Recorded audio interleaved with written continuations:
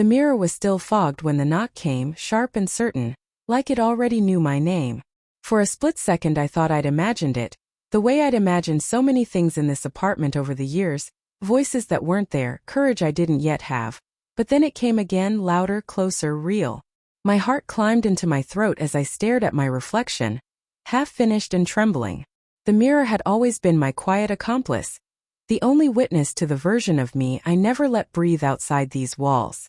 Now it felt like it was watching me back, asking whether I was finally ready to stop hiding. I told myself I had an hour. Just one. One borrowed hour to exist as the person who felt truest, even if only in silence. The dress, simple, soft, nothing dramatic, hung against my body with a familiarity that still surprised me every time. It wasn't about pretending. It was about aligning. About the strange peace that settled into my shoulders when my outer shape stopped fighting my inner voice. I'd learned to savor those moments carefully like fragile glass. The knock came again. My neighbor. Of course it would be my neighbor. The woman next door who watered her plants every morning at the same time, who smiled without asking questions, who knew me only as the quiet man with too many groceries and not enough friends. I hadn't planned for her. I never planned for anyone. I looked back at the mirror, at the person staring out through my eyes, and felt the familiar fracture open inside me. The old argument began, automatic and exhausting. Hide. Change. Become invisible. That voice had kept me safe for years, but it had also kept me small. Another voice, newer but steadier, whispered something braver. You exist right now. Don't erase yourself so easily. The knocking stopped. Silence stretched, thick and judgmental. I imagined her standing there, puzzled, maybe annoyed, maybe already suspicious. The space between the door and me felt enormous, like crossing it would mean crossing into an entirely different life. My hands shook as I smoothed the fabric over my hips, a grounding gesture I'd practiced in secret. Breathe in. Breathe out. I caught my reflection again, my eyes wide, scared but undeniably alive, and realized that whatever happened next would be real. No mirror required. I opened the door. She blinked first. That small human pause meant everything to me. In it, I saw confusion, recognition, and something else I hadn't expected, careful restraint. Her eyes flicked from my face to the dress and back again, not lingering, not judging, just taking in information she hadn't known existed. The hallway felt too bright. I felt exposed in a way that went beyond clothing, like every unsaid truth had stepped forward with me. I think a package was left at my door by mistake, she said gently, holding out a small box. Her voice didn't crack. Mine did. Thank you, I managed, surprised at how steady the word sounded. The sound of it echoed in my ears, proof that I hadn't dissolved on the spot. She handed me the package, our fingers brushing briefly, and in that touch I felt something shift. Not acceptance, not rejection, just contact. Just reality continuing. For a moment neither of us moved. I waited for the question, the comment, the look that would confirm every fear I'd ever rehearsed alone at night. Instead she smiled, smaller than usual but sincere. Sorry to bother you, she said, already stepping back. Have a good evening. And just like that she was gone. I closed the door slowly, leaning my forehead against the wood as my pulse thundered. The mirror called to me from the other room, and when I finally faced it again, I saw someone changed, not transformed in some dramatic cinematic way, but altered by the simple fact of being seen and surviving it. My secret was no longer mine alone. It was out there now, breathing the same air as me. I didn't know yet whether that terrified me or freed me. All I knew was that the mirror no longer felt like a hiding place. It felt like a beginning. That night, sleep refused to come, circling me instead like a cautious animal that didn't yet trust the quiet. I lay on my bed staring at the ceiling, the package untouched on the desk, the dress folded carefully beside me as if it too was waiting for a verdict. Every few seconds my mind replayed the moment at the door, zooming in on details I hadn't noticed at first. The way her eyebrows had lifted, the fraction of a breath she'd taken before speaking, the deliberate normalcy in her tone. I wondered which part of me she would remember in the morning, the neighbor she thought she knew or the person she had briefly met. The mirror across the room caught the streetlight and reflected a faint outline of me, blurred and ghost-like. I'd always treated mirrors like thresholds. Stand too long and you might fall through, lose yourself, or worse, find yourself. Tonight it felt like the mirror was asking for honesty. Not the kind that demanded answers, but the kind that waited patiently until I was ready. Fear crept in, practical and relentless. What if she told someone? What if a casual comment turned into a story, and a story into a label I wasn't prepared to wear publicly? I'd built my life on being unobtrusive, on taking up as little emotional space as possible. This secret had been the one thing that belonged solely to me, nurtured in private moments, protected by routine and locks. Now it felt porous, as if the walls had thinned without my consent. Yet beneath the fear was something warmer, more confusing. Relief. The kind that sneaks up on you and makes you question your own anxiety. I hadn't been laughed at. I hadn't been confronted or corrected or erased. The world hadn't ended when the door opened.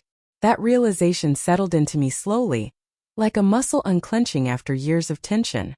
I pressed my hand to my chest and felt my heart still racing, but it wasn't only panic fueling it anymore. The next morning arrived too quickly. Sunlight filled the apartment with an honesty I wasn't sure I deserved. I moved through my routine carefully, half expecting a knock. A message slipped under the door, some sign that the moment had consequences waiting to pounce. There was nothing, just the ordinary sounds of the building waking up, footsteps on stairs, a door slamming somewhere below. Ordinary life continuing. I caught myself humming as I made coffee, a tune I didn't recognize at first. It took me a moment to realize it was the same song I always played softly on my phone during those private hours, the one that helped me breathe more evenly while I stood in front of the mirror. Hearing it come from me, unprompted, felt dangerous and exhilarating, like I was carrying a piece of that hidden world into the open, even if no one else could hear it. Later, as I stepped into the hallway to take out the trash, my pulse spiked. Every step felt deliberate, rehearsed. I told myself I was being ridiculous. I was dressed the same way I always was now, but the memory of yesterday clung to me like static. Halfway down the hall, I saw her door open. She looked up and met my eyes, recognition flickering across her face. Time slowed, my body bracing for impact that might never come. She smiled again, this time just as she always had, and nodded. "Morning," she said. "Morning," I replied, my voice steady enough to surprise me. We passed each other without stopping, without explanation. But as I walked away, I realized something had quietly changed. The secret wasn't screaming anymore. It was listening. And for the first time, I felt like I might be able to listen back. For the rest of that week, every ordinary moment felt charged.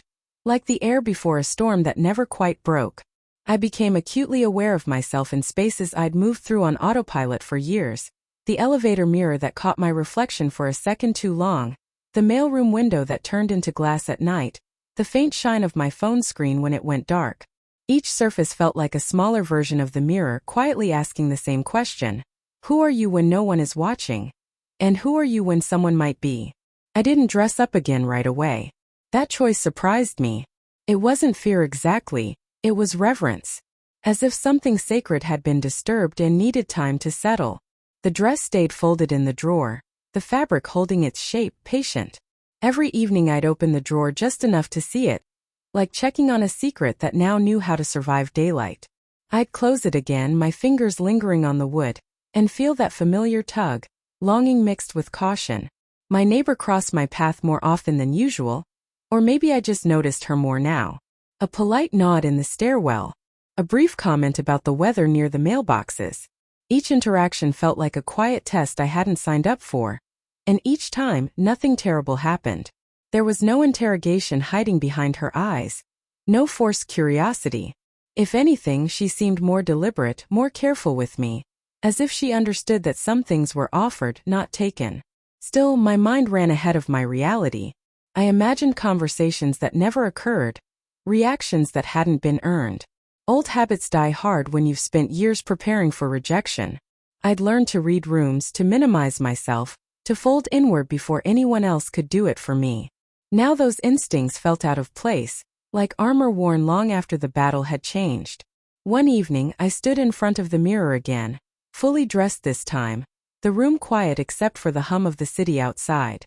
The song played softly from my phone, the same one I'd hummed days earlier, and I watched my reflection as if it were a memory and not the present.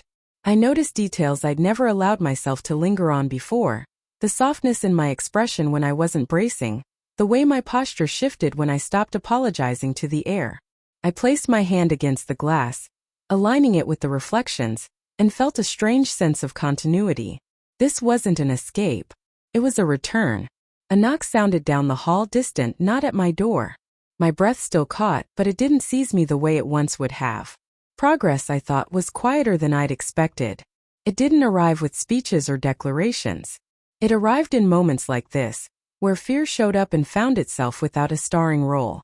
Later that night, as I changed and carefully folded the dress again, I realized the mirror had shifted meanings. It was no longer the only place I existed. It was simply a place I checked in, a reminder rather than a refuge. Whatever my neighbor had seen that day, whatever the world might one day see, it didn't erase me. If anything, it made me more real. And somewhere between the closing of that drawer and the fading of the song, I understood that this story wasn't about being caught. It was about being revealed, and deciding what to do with that truth. Next morning, I caught myself hesitating at the threshold of the hallway again.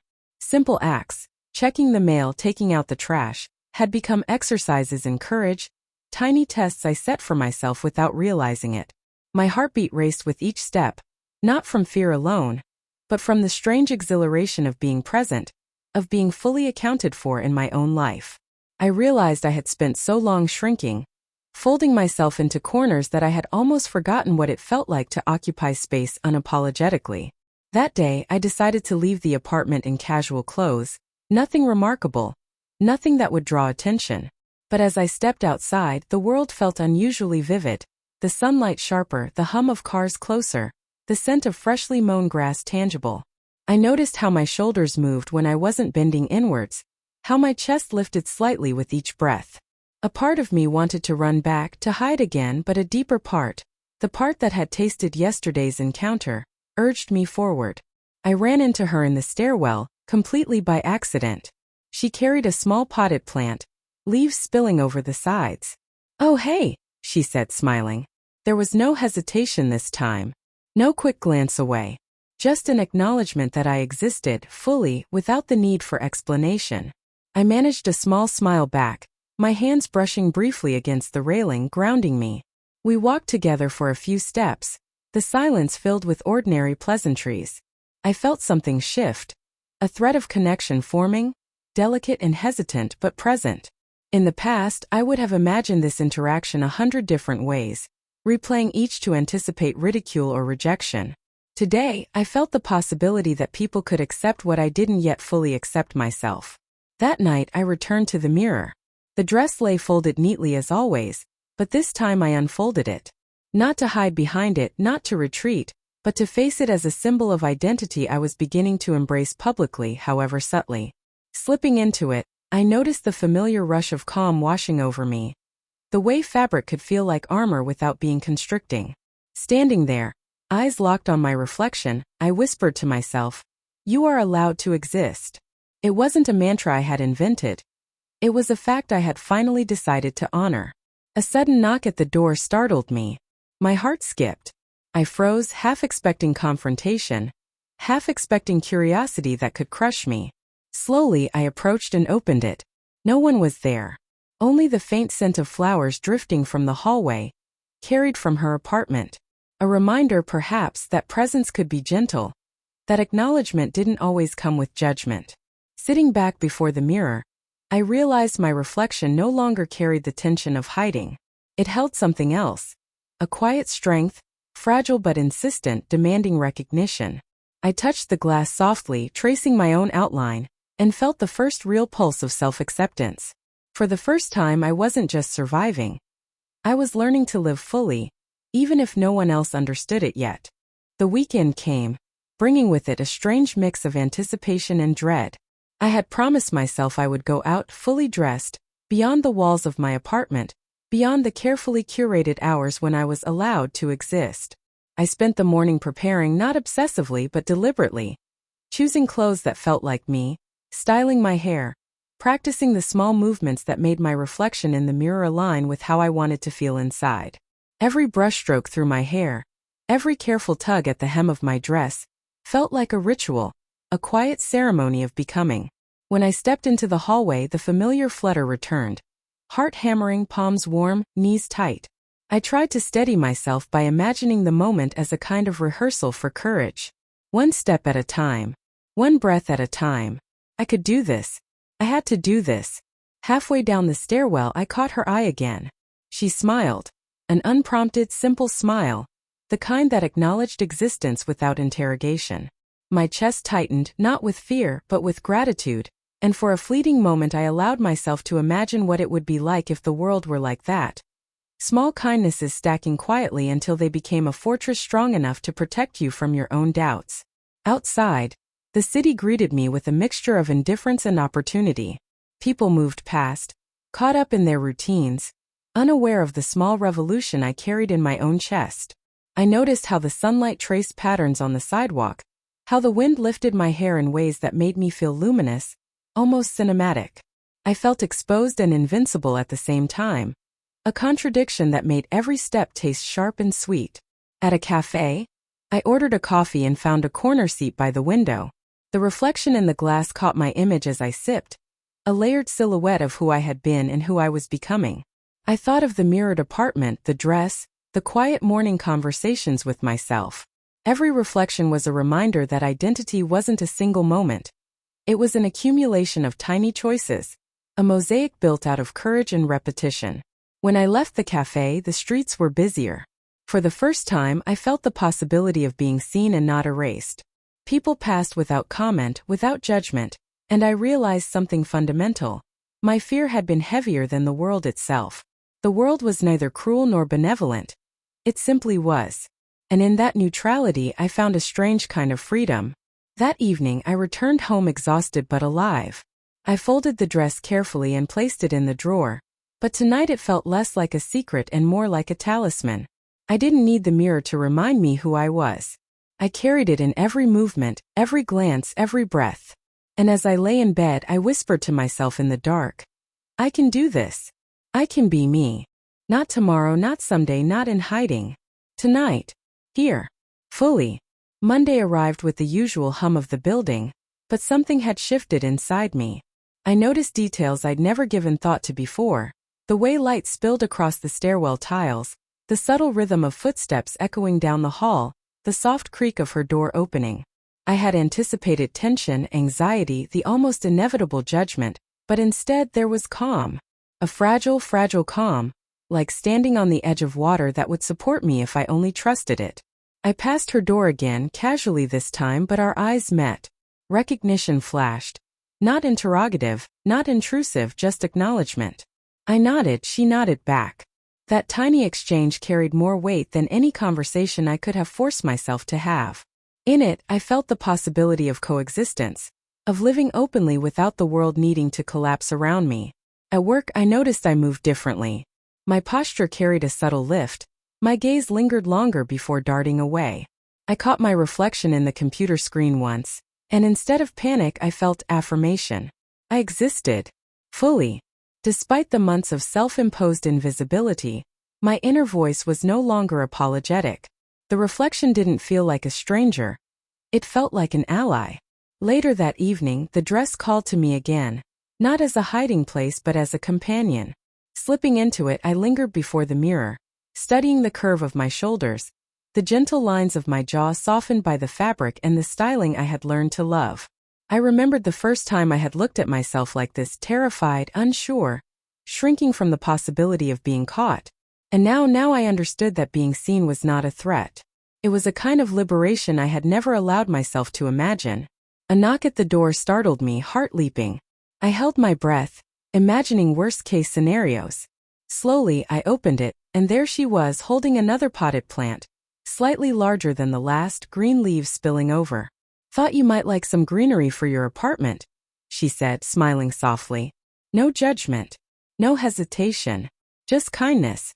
I accepted the plant, our fingers brushing, and I realized something profound. Acceptance wasn't always spoken. Sometimes it arrived in gestures so small they could be mistaken for ordinary.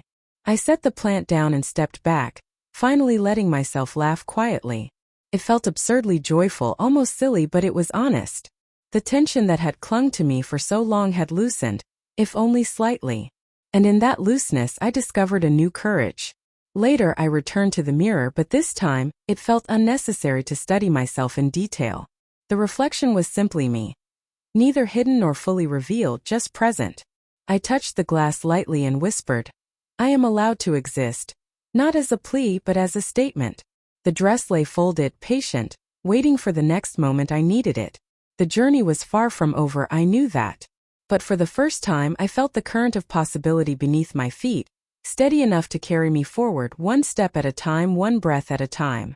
By midweek, the city itself seemed to notice me differently. Or perhaps it was I who noticed differently. Every reflection, every window, every passing car with mirrored glass became a quiet test of my confidence. I found myself adjusting my posture before I even realized it, brushing back my hair, straightening my shoulders, noticing the tilt of my chin.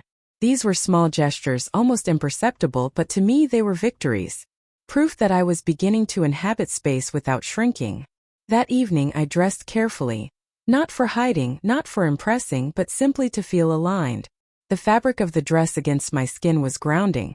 A tactile reassurance that the person I saw in the mirror could step into the world and remain intact. I lingered for a long moment, hands brushing over the folds, memorizing how it felt to exist without apology. A knock at the door jolted me, heart leaping again. But this time the anxiety didn't swallow me. I opened it and she was there, casually holding a small envelope. "Just wanted to make sure this reached you," she said. A neighborly gesture, nothing more. But I felt my chest tighten. I realized how deeply I had craved acknowledgement, even in its smallest forms. Her eyes met mine briefly, patient and curious but without pressure. I nodded and accepted the envelope, and for a fleeting moment, I felt seen without needing to perform.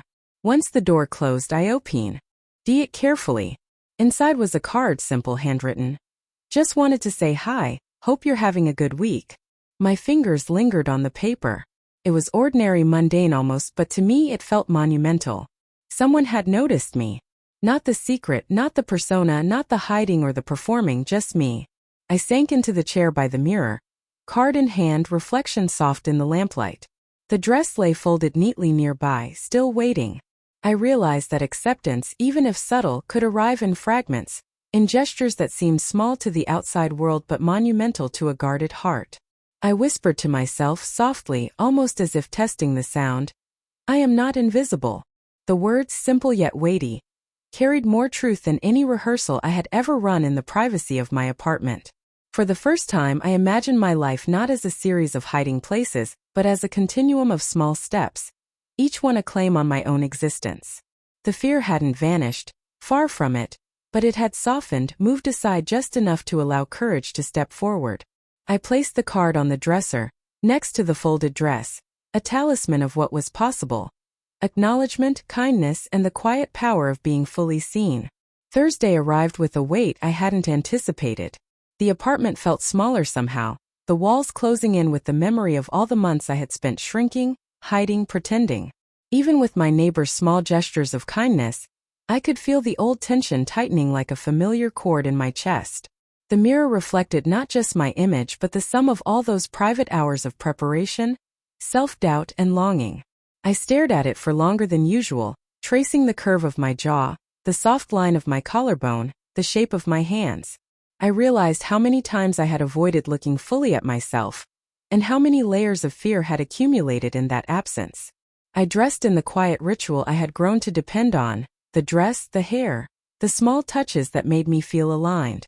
I caught my reflection mid-motion, brushing back a stray lock of hair, and something in me shifted. This wasn't just about clothing. This was about inhabiting a version of myself I had denied for so long, and acknowledging the courage it took to do so in private and, increasingly, in public. As I stepped into the hallway, the familiar flutter returned, sharp and undeniable. My neighbor's door opened as if on cue, though she hadn't seen me yet. Our eyes met, and I noticed the brief pause, recognition and hesitation, delicate and careful. No words passed, just a nod. That small acknowledgement struck something deep. It was more intimate than a conversation could ever be. Someone had noticed me, truly, and without demand or expectation. I ventured outside, walking to the corner store, each step deliberate. The streets felt alive in ways they hadn't before. The tilt of the sunlight across the pavement, the soft clatter of tires, the murmurs of pedestrians. Every reflection caught in shop windows reminded me that I could exist without disappearing. I paused mid-step at one window, watching my reflection layered over the street beyond. The city reflected me, not as an anomaly, but as a being allowed to be present. Returning home, I was met with silence, the apartment absorbing me like a familiar embrace. I folded the dress with care, placing it in the drawer, but tonight it felt symbolic. Not a secret, not a shield, simply a companion. A quiet reminder of the journey I was navigating. Before sleep, I lingered by the mirror once more. I traced my reflection with a gentle fingertip, whispering the words I had said before, now stronger, more certain. I am not invisible. I exist. It wasn't bravado. It wasn't a plea. It was a statement of truth. The mirror, once a confessor, had become a witness, silently affirming that the person it reflected was real and deserved space in the world. I finally lay down, chest still tight but heart steadier. Fear was still there, yes, but it had lost its monopoly. Courage, small but insistent, had begun to fill the cracks left behind. And in that quiet, I realized that revelation, the simple act of being seen, even partially, was a kind of liberation I hadn't yet learned to imagine fully. Friday arrived with a peculiar energy. The week had passed with its quiet victories and subtle shifts, yet I felt as if I were standing on a threshold I hadn't dared approach before. The dress hung in my drawer like a patient sentinel, waiting for the moment I could wear it without hesitation. Today I decided would be that moment. Not because I had proof the world would accept me, but because I had proof I could survive being seen. I dressed slowly, deliberately, savoring the textures, the way the fabric moved across my skin. Each small motion became a meditation. Brushing hair behind my ears, smoothing the hem, checking the subtle alignment of sleeves. By the time I caught my reflection, I no longer felt tense. There was pride there now, tentative but real. The kind that surfaces after months of hiding and fear. Stepping into the hallway, my neighbor's door opened.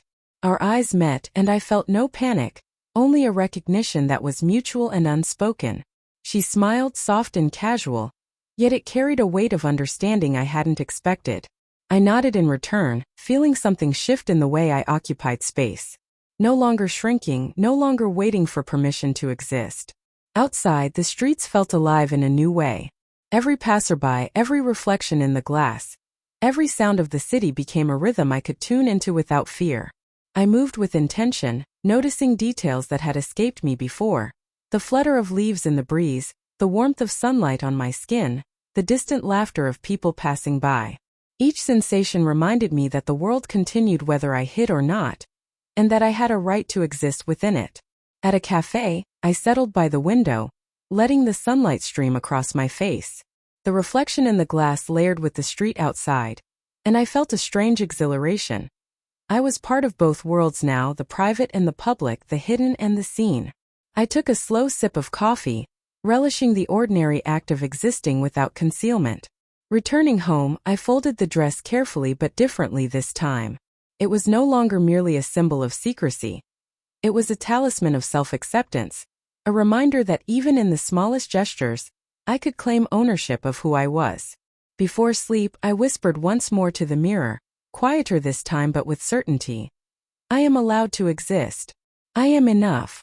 The words lingered in the room, soft but persistent, like a promise I was finally ready to keep. Saturday morning arrived with an unexpected clarity. The sunlight poured through the blinds, dust motes drifting lazily in the golden beams. I lay in bed for a long moment, letting the warmth seep into me, realizing that the week had changed me in ways I hadn't fully acknowledged. I wasn't just surviving anymore. I was present. Fully, painfully, beautifully present. I dressed carefully, as I had grown accustomed to, but there was a lightness in my movements that hadn't been there before. The dress, the hair, the subtle attention to detail, it was no longer armor. It was a language. Every brush of fabric, every careful fold, every glance at the mirror was a sentence declaring who I was. Stepping into the hallway, I caught her glance once again. Our eyes met and there was no need for words. Just acknowledgement. A silent agreement that we both understood something unspoken. Existence in its quiet, brave form deserved recognition. I nodded, she nodded back. And that simple exchange carried the weight of connection I hadn't realized I had been craving. Outside, the city felt alive and safe in a way it hadn't before. I moved deliberately, noticing the rhythm of my own steps, the sound of the world around me, the layers of life intersecting with mine in subtle, beautiful ways. Reflections in shop windows no longer startled me, they affirmed me. I watched myself reflected alongside the world beyond the glass. A simultaneous blending and separation that made me feel grounded. Later, I returned home and unfolded the dress once more. As I slipped into it, I noticed how different it felt. Not because I had changed, but because I had changed. I was no longer the person hiding behind the fabric. I was someone learning to live inside it, learning to claim space, to assert presence. The mirror reflected a face that was at once familiar and new. My eyes steady, my posture relaxed, my expression unguarded. I placed the dress back in the drawer and sat in silence before the mirror, letting the quiet stretch across the room. For the first time, I didn't whisper affirmations. I didn't test the reflection. I simply existed. And it was enough. By Sunday, the apartment felt different, larger, somehow filled with a subtle kind of possibility. The week's small victories had accumulated, each one a stepping stone across a river I had feared for years. I lingered at the mirror longer than usual, tracing the line of my jaw, the gentle curve of my shoulders, the subtle expression in my eyes. I was learning to see myself fully, not as an object of fear or curiosity, but as someone real, someone worthy of acknowledgement. I dressed in the familiar ritual, but with a quiet sense of joy. The dress, once a secret of armor, now felt like a companion. Every brush of fabric against skin reminded me that existence could be tender, deliberate, and intentional. I paused in the hallway before stepping out, taking a moment to breathe, feeling the subtle rhythm of life pulsing around me, steady and indifferent, yet reassuring. As I stepped outside, I noticed her again, my neighbor. Our eyes met, and there was that same unspoken acknowledgement, but this time it carried something more: ease, familiarity, mutual recognition. She smiled softly, no curiosity, no judgment, just a nod. In that small moment, I realized that being seen could be ordinary, that acknowledgement didn't always demand explanation, and that connection could be quiet yet profound. I spent the afternoon walking, noticing the small details I had overlooked before. The way sunlight filtered through leaves, the distant laughter of children, the soft hum of traffic blending with the rhythm of my steps. I realized that courage wasn't always dramatic. Sometimes it was as simple as stepping outside, letting the world reflect you back, and surviving. Returning home, I finally opened the drawer and unfolded the dress, not out of necessity but out of gratitude. I touched the fabric, feeling the history of my journey woven into every thread. The mirror reflected me now without tension or hesitation. My posture was relaxed, my expression soft, my gaze steady. I whispered to myself softly, "I exist. I am here. I am enough." For the first time, I didn't feel the need to hide. The dress, the mirror, the small gestures of acknowledgement, they were no longer about secrecy. They were about claiming the space I had always deserved. And in that quiet Sunday evening, I realized that I had begun to live, fully and unapologetically, in the space that was mine all along. That night, the apartment was quiet, the city outside settling into its nocturnal rhythm. I sat before the mirror, the dress folded neatly beside me, and felt a calm I hadn't allowed myself to experience before. The week had been a revelation, a slow unfolding of courage, acceptance, and the quiet power of being seen. My reflection met my eyes, steady and honest, and I realized how much I had grown in just a few days. I traced the glass lightly with my fingertips, remembering the first time I had dared to look at myself fully, trembling, heart racing, terrified of discovery. How far I had come from that moment, how much lighter my chest felt, how steadier my hands, how more certain my voice when I whispered to the mirror, "I exist. I am enough." Those words had shifted from fragile hope to unwavering truth. I thought of my neighbor again, the subtle acknowledgement, the small gestures of kindness that had reminded me that the world wasn't always harsh, that people could see you and allow you to exist without judgment. Her presence, quiet but persistent, had been a bridge between fear and freedom, a mirror outside my mirror. I smiled softly at the memory, realizing that human connection, ordinary, subtle, and gentle, had the power to transform the most guarded hearts. For the first time, I didn't fold the dress with hesitation or secrecy. I set it aside proudly like a reminder of strength, of identity, of resilience. The mirror no longer felt like a confessor or a hiding place. It felt like a companion, reflecting not just my appearance but my journey, my courage, my reclamation of self. I leaned back in the chair, letting the silence of the apartment embrace me. Fear was still there, yes, as it always would be, but it no longer dominated. It had softened, made space for acceptance, for pride, for the knowledge that I could survive being seen and still be whole. And in that quiet, ordinary night, I understood something essential. My secret, once a shadow I hid from the world, had become a testament. A testament to courage, to identity, to living authentically even in small steps. I was no longer hiding. I was present. I was myself. Fully. The mirror held my gaze one last time that night, and I whispered, not to convince it, not to plead, but to honor the truth. This is who I am. I am allowed. I am enough. And for the first time I believed it completely.